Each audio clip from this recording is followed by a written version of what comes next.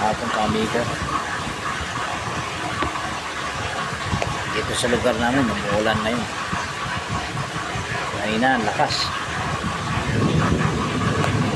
Ngayon, kulog na lang, kidlat. Pero, kado pa rin.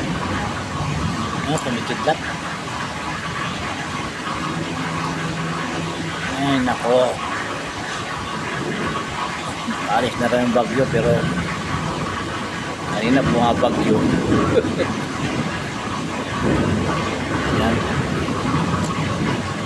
Kumakidlat, umuulan. Kaya ngayon, hindi ako makauwi. Makauwi dito.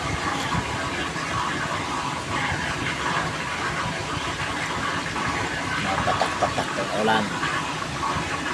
Hindi ko padala yung kaputi ko.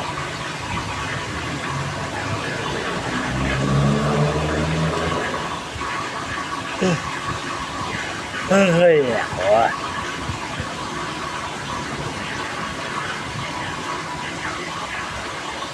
Tapos na ulan. Ay, hindi naman malakas masyado, pero nakakabasa din. Ay, kabasa pa rin to. Sa bagay,